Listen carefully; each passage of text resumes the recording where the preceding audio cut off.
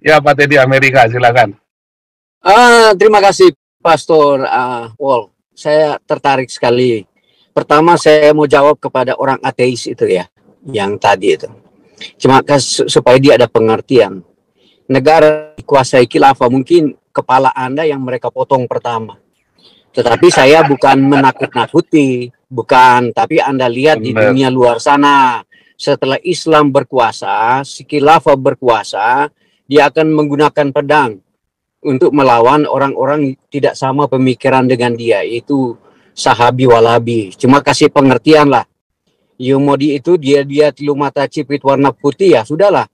Dia bilang bye-bye lah. Itu yang saya nggak usah lah kalau saya di Amerika, Pak Paul ada di Jerman, aman-aman. Bukan itu substansinya. Kalau undang-undang syariah udah berjalan benar negara kesatuan, mereka siap membantai kamu. Itu benar itu. Ya, yang benarnya gini, asumsinya analognya Anda lihat aja di negara-negara yang kemarin itu mereka kuasai, si ISIS kuasai, oke? Yang kedua saya dukung, Pak. Kalau ada gereja ditutup, jemaat itu harus melawan dalam konteks yang undang-undangnya itu. Kita berdiri negara Pancasila, undang-undang kita lawan dong. Jangan kita diam.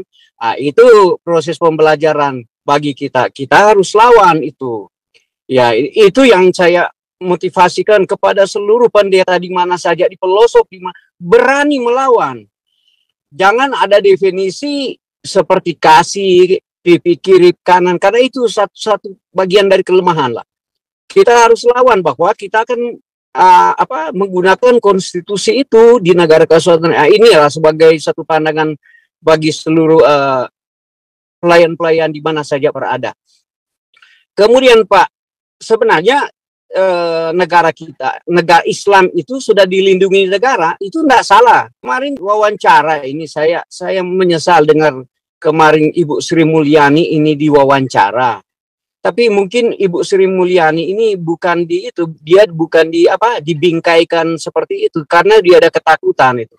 Ditanya oleh seorang wawancara, itu pajak gunanya untuk apa sih? Kemana aja sih? Ya dia cuma bilang untuk jalan, untuk ini, itu. Akhirnya ke pesantren, ke musola. Saya bilang, ini kerusakan negara kita. Tetapi ini bukan opini, ini benar. Yang terjadi, dia sampaikan itu.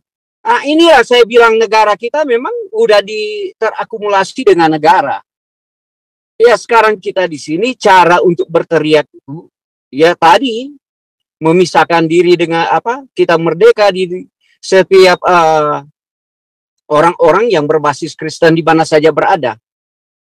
Tapi dengan cara bagaimana sekarang kita harus supaya negara dengar. Saya di sini jujur aja, secara saya akan dukung Irian itu merdeka. Karena dari situlah mereka punya prinsip. Orang Irian yang di Papua itu punya integritas dari 40 tahun lalu ingin merdeka. Sampai sekarang perjuangan mereka tidak sia-sia. Dan dari sinilah kita dukung dengan asumsi-asumsi yang kuat mengapa mereka ingin merdeka. Karena kalau mereka kita dukung bersama mereka akan mengikuti dengan daerah-daerah lain. Ya, kita di sini bukan subversif untuk melawan negara ya, enggak. Kita jalan dengan rasional kita supaya menegur negara ada salah di dalam proses penyelenggaraan negara di negara Kesatuan Republik Indonesia. Saya juga terima kasih lah kalau Bais, Bakin, dari TNI, dari Polri, dari Kementerian dengar suara kita. Dan saya juga saya terbuka lah. Mereka sudah tahu saya, background saya, semua sudah tahu tempat tinggal saya di mana. Barangkali hari ini saya juga boleh ke Kemenlu. Saya bicara langsung kepada staf di sana. Saya tidak ada rasa ketakutan sedikit pun, tetapi demi saya bilang menjaga tuh kebenaran, keadilan itu negara Kesatuan Republik Indonesia. Ya ini saya tolong Ibu Sri. Saya tahu ada 2.500 triliun pajak yang dibayarkan ke negara. Mengapa Anda katakan diberikan kepada pesantren dan musola dan yayasan Islam lainnya untuk Anda tidak bilangkan kepada tempat ibadah lain dan lain sebagainya? Ini yang saya menyesal mendengar suara Anda. Ya ini ya sebagai tambahan bagi kita bahwa teman-teman di mana saja di negara Kesatuan Republik Indonesia dari Sabang sampai Merauke, mari kita sama-sama bersatu menegur negara, dan kalaupun ada penutupan gereja, mari kita berjuang bersama-sama. Saya percaya banyak gereja mainstream di Indonesia ada subsidi dari negara, tapi negara gunakan itu sebagai alat politik di dalam gereja, bukan benar-benar digunakan sebagai alat diakonia. Tidak pernah saya dengar bangun gereja di Indonesia subsidi dari pemerintah.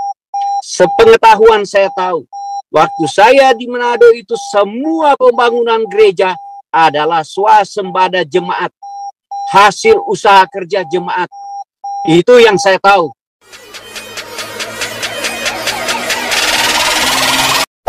Hey there. Subscribe to my channel. And also press this bell icon.